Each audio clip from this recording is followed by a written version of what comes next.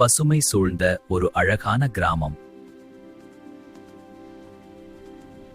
அந்த கிராமத்தின் நடுவே ஒரு பேயரசனும் அரசியும் மகிழ்ச்சியாக வாழ்ந்தார்கள். அவர்களின் நல்ல ஆட்சியில் மக்கள் அனைவரும் நிம்மதியாகவும் மகிழ்ச்சியாகவும் வாழ்ந்தார்கள். அரச தம்பதிக்கு ஒரே ஒரு மகன், அழகும் அறிவும் நல்ல மனமும் கொண்ட இளவரசன். பல இளவரசிகளை பார்த்தாலும் இளவரசனின் மனம் அது யாரிடமும் சேரவில்லை. அதை நினைத்து அரசரும் அரசியும் கவலைப்பட்டார்கள்.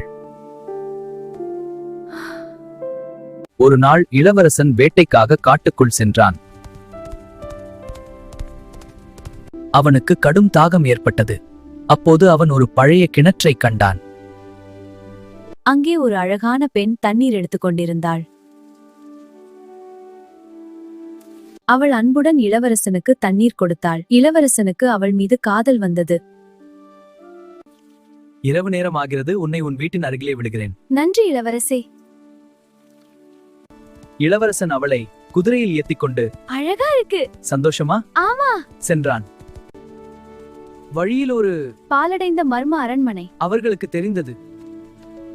இந்த அரண்மனையில் ராட்சசனும் பூதமும் இருக்கிறார்கள் என்று அவள் எச்சரித்தாள். ஆனால் இளவரசன் அரண்மனையின் கதவை திறந்தான். அரண்மனையின் உள்ளே ஒரு மாயாஜால புத்தகம் ஒளிர்ந்து கொண்டிருந்தது. மந்திர புத்தகத்தில் ஒரு தங்க புதையல் ஒளிர்ந்து கொண்டிருந்தது. அந்த நேரத்தில் கோபமாக ஒரு கொடிய ராட்சசன் வெளியே வந்தான்.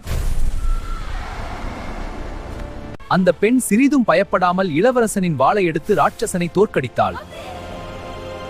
அவளின் தைரியத்தை பார்த்து இளவரசனின் மனத்தில் உண்மையான காதல் மலர்ந்தது. தங்க பொக்கிஷம் மக்களுக்கெல்லாம் பகிர்ந்து கொடுக்கப்பட்டது.